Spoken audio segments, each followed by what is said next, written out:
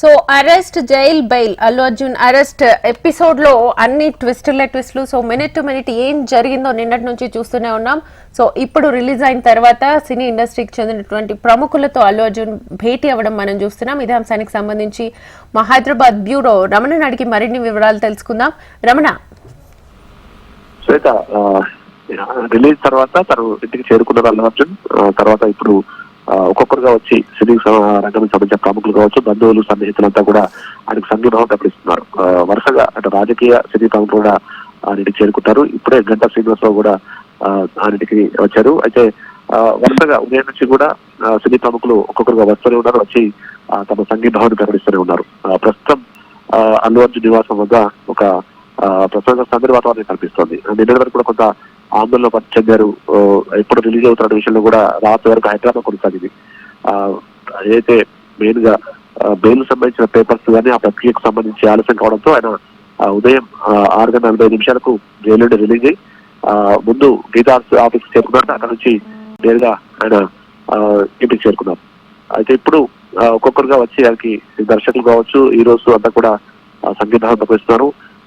సురేఖ, ఎవరైతే చిరంజీవి సత్యమని సురేఖ కూడా ఇంతకుముందు వచ్చి ఆయనకు సంగీతం ప్రకటించారు. తర్వాత రాఘవేంద్రరావు, దిల్రాజు, తర్వాత విజయ్ దేవరకొండ బ్రదర్స్ వీరంతా కూడా ఇక్కడ చేరుకుని తమ సంగీతం ప్రకటించారు. సురేష్ బాబు కూడా ఇప్పుడే ఇక్కడికి వచ్చారు.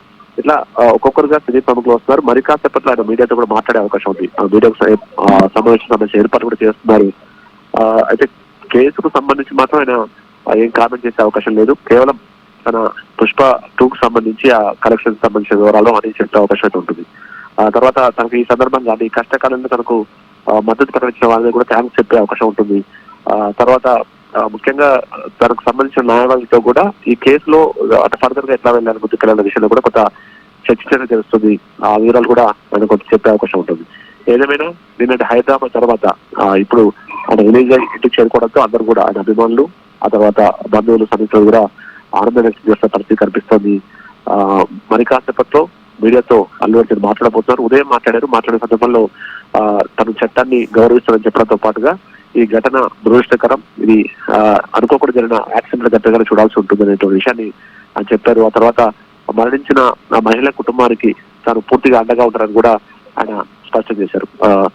ప్రస్తుతం అయితే అల్లు అర్జున్ ఇంటికి ప్రముఖుల రాత కొనసాగుతూనే ఉంది. అందరూ కూడా వచ్చి ఆయనకు ఒక్కొక్కరుగా ఇక్కడ సంఘీభావం ప్రకటిస్తున్నారు.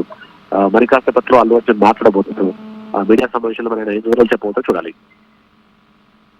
రమణ, అయితే ప్రస్తుతం లీగల్ ఇష్యూస్ కి సంబంధించి నేనేమి మాట్లాడను అని చెప్పి అల్లు అర్జున్ అన్నారు. At the same time Allu Arjun తరఫు లాయర్స్ అయితే మళ్ళీ కొన్ని విషయాలకు సంబంధించి మళ్ళీ కోర్టుకు వెళ్తామని చెప్తున్న సిచ్యువేషన్స్ కనిపిస్తున్నాయి.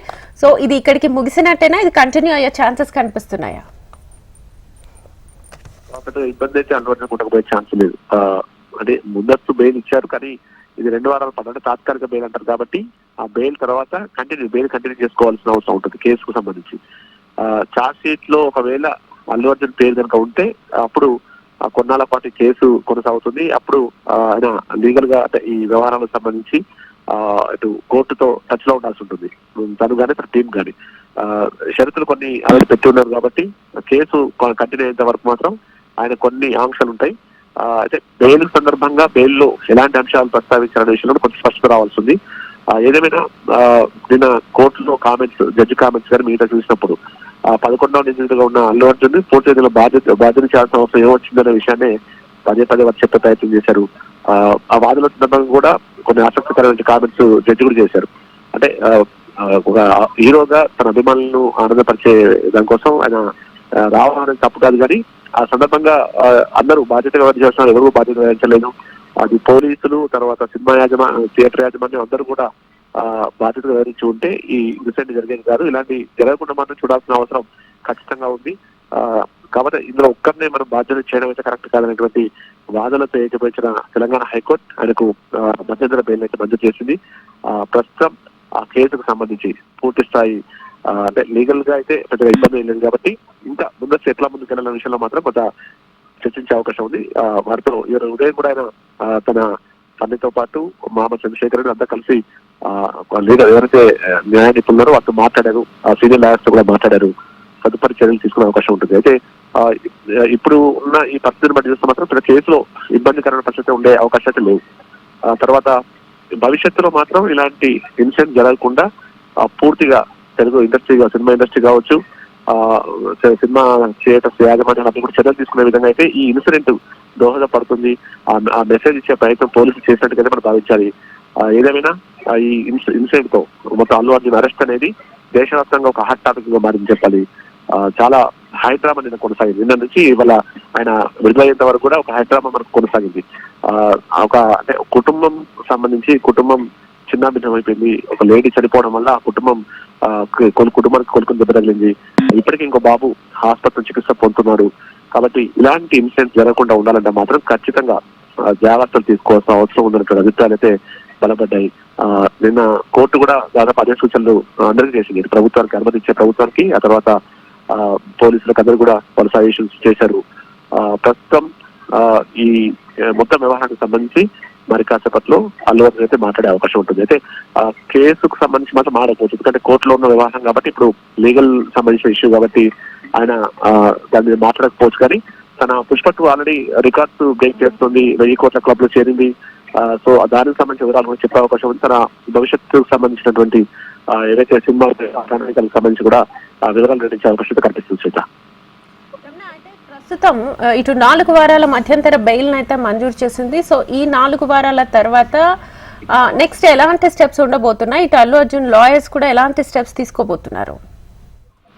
2 వారాల పాటు బెయిల్ మంజూరు చేశారు కాబట్టి 2 వారాల తర్వాత బెయిల్ ను కంటిన్యూ చేసుకోవడం, అంటే బెయిల్ ను కొనసాగించుకునేటువంటి అవకాశం ఉంటుంది. ఇప్పుడే దగ్గుబాటి రానా కూడా వచ్చారు. అట్లా అంటే అందరూ కూడా పెద్ద సంఖ్యలో అల్లు అర్జున్ నివాసం చేరుకుంటూ ఉన్నారు. అయితే ముఖ్య కేసుకు సంబంధించి మాత్రం 2 వారాల పాటు ఈ బెయిల్ ఉంది కాబట్టి తర్వాత పొడిగించుకునే ఛాన్సెస్ ఉంటాయి. దాన్ని పొడిగించుకోవడం అనేది చేస్తారు. దానికి సంబంధించి లీగల్ టీమ్ తో ఆల్రెడీ మాట్లాడుతున్నారు. ఇక కేసుకు సంబంధించి ఛార్జ్ షీట్, ఒకవేళ ఛార్జ్ షీట్ దాఖలైతే మాత్రం ఆ ఛార్జ్ షీట్ కి సంబంధించి మాత్రం ఛార్జ్ షీట్ లో అల్లు అర్జున్ పేరు ఉంటుందా ఉండదా అనే విషయంలో, పేరు ఉంటే మాత్రం దానికి సంబంధించి కొంత మళ్ళీ కేసులో కొన్నాళ్ళ పాటు ఆయన కోర్టు చుట్టూ తిరగాల్సి ఉంటుంది. ఒకవేళ పేరు లేదంటే మాత్రం ఇంకా కేసుతో ఆయనకు సంబంధం లేనట్టుగా మనం భావించాలి. మరి ఛార్జ్ షీట్ ఏర్పాటు చేయడానికి, ఛార్జ్ షీట్ వేయడానికి కూడా పోలీసులు ఆల్రెడీ ఇక్కడ దర్యాప్తు పూర్తయింది కాబట్టి ఛార్జ్ షీట్ వేయడానికి కూడా రంగం సిద్ధం చేసినట్టు తెలుస్తుంది. మరి ఛార్జ్ షీట్ లో అల్లు అర్జున్ పేరు ఉంటుందా ఉండదా చూడాలి. ఎందుకంటే నిన్న కోర్టులో వాదన సందర్భం కూడా అల్లు అర్జున్ ప్రస్తావన పెద్దగా అంటే అవసరం లేదన్నట్టుగానే వాస్తవం వినిపించింది. అంటే ఆ వాదనలో ఆ పేరు అట్లా ప్రస్తావన వచ్చింది కాబట్టి ఈ కేసుకు అల్లు అర్జున్ తో సంబంధం లేదనే వాదనలు బలపడ్డాయి. సో అల్లు అర్జున్ పేరు దాదాపు ఉండకపోవచ్చు అనే వాదనలు వినిపిస్తున్నాయి. మరి ఛార్జ్ షీట్ లో పోలీసులు ఏం చేయబోతున్నారు, అతని బాధ్యత చేస్తారా, ఏం చేయాలి చూడాలి. ఏదేమైనా ప్రస్తుతం అల్లు అర్జున్ కు మాత్రం రాజకీయ సినీ ప్రముఖుల నుంచి సంఘీభావాల పరంపర కొనసాగుతోంది. చాలా మంది ఆయన ఇంటికి వస్తూనే ఉన్నారు. మరి కాసేపట్లో అల్లు అర్జున్ మీడియా సమావేశంలో చాలా వివరాలు నడిచే అవకాశం ఉంది.